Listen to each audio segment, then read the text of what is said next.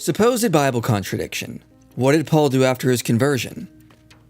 In the book of Acts, we read that after Paul converted, he preached in Damascus, and then after many days, he went down to Jerusalem.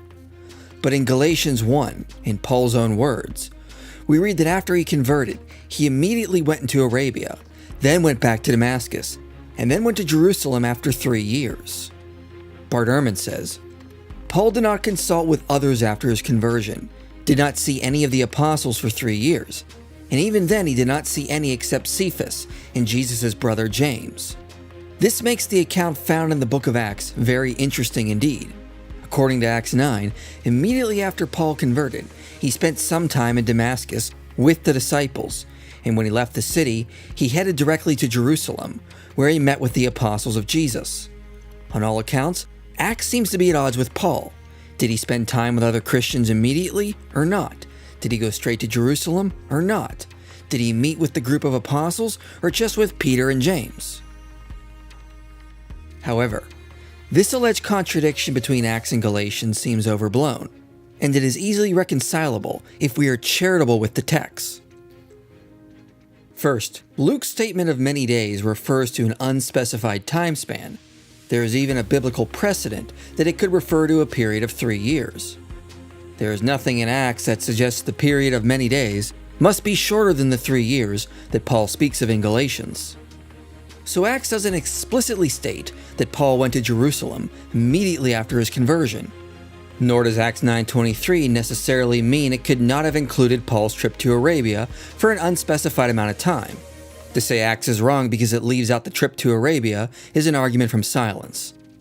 In Acts, Luke is summarizing Paul's time before he went down to Jerusalem, and he doesn't need to include every detail.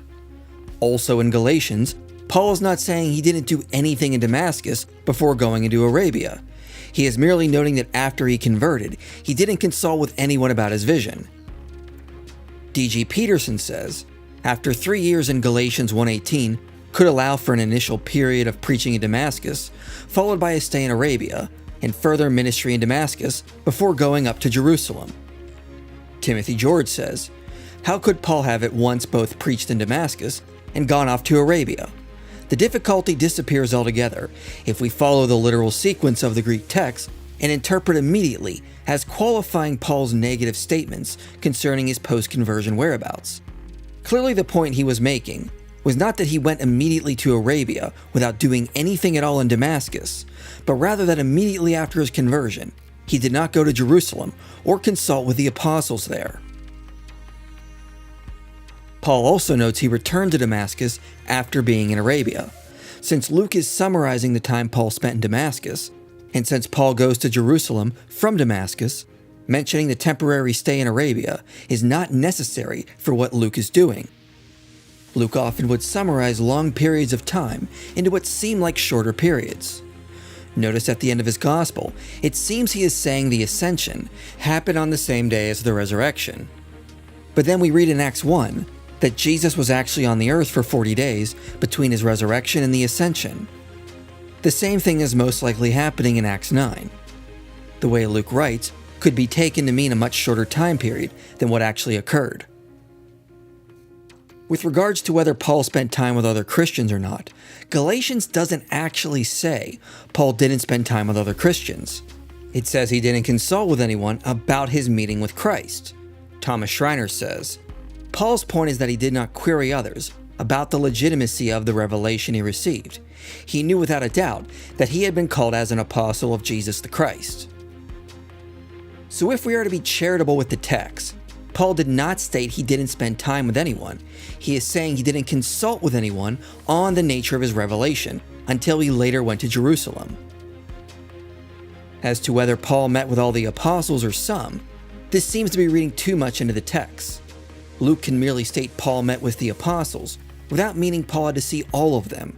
Just like today, we can state that a witness testified before Congress without implying they were literally before every single member. Peter and James were representatives of the apostles. Colin Hemmer addresses this by stating, "It is, I think, needless to quarrel with Luke's vaguer expression, or to ask how many constituted a quorum of the whole body. Luke says Paul had apostolic contact. Paul tells us who he saw. The other matter goes deeper. Here we find at least one suggestive implication common to both accounts, that Paul's introduction to the church was oddly limited and difficult. In the one case, he met with few individuals and was unknown to the church at large. In the other, the church feared him and disbelieved his conversion. Seems very likely these two things go together. Luke does tell us the church was suspicious of Paul until Barnabas stood up for him. This would make sense as to why Paul says he only met with James and Peter. Those two could investigate the matter on behalf of the apostles to see if Paul's conversion was genuine. So this is not a contradiction either, if we are also charitable with this issue. Some argue Galatians contradicts Acts because Paul says Jesus was revealed in me. The argument is that Paul only had an internal revelation and a change of heart, which led him to convert, and the appearance on the road to Damascus is a later legendary account. But in Galatians, the word Paul uses for reveal is often used to refer to a physical revealing. The Greek phrase for in me is ambiguous and can also mean to me. So this passage does not explicitly state Paul's vision was merely internal. It could be understood that way, but it's not a necessary reading. But given that he refers to Jesus being physically resurrected in 1 Corinthians 15, and he states that he has seen Jesus, it seems more likely Paul's statement in Galatians 1 refers to an external appearance of Jesus. Now, when it comes to this issue, one thing that is often overlooked is how much the letters of Paul and the book of Acts actually agree. It is a myth that Paul and Acts are completely contradictory. Both Acts and Paul state that he was a persecutor of Christians, that he was educated in the teachings of Judaism. Both Paul's letters and Acts state that Jesus appeared to Paul, that he was commissioned by God to preach to the Gentiles, and that he went to Damascus after his experience. Dale Allison also highlights another interesting correlation. In Galatians 1, Paul's account of his conversion has parallels found in Jeremiah 1:4-5 and Isaiah 49:1-6. Yet these same parallels are found in Acts 26:17-18. So Paul's interpretation of his conversion is found in Acts. As Dale Allison says, we can be fairly certain that the author of Acts had access to a traditional call story that included most or all of the elements just enumerated, a story that, even if expanded with legendary elements and revised by Luke, goes back ultimately to Paul's own narrative. If we focus on the similarities between Paul and Acts, we find a lot of correspondence, and we also find that the differences are minute and easily reconcilable if we employ the principle of charity. There is no reason to assume Galatians and Acts necessarily contradict. As Colin Hemmer notes, it makes more sense to see them as both historical and are merely different pieces of a larger puzzle.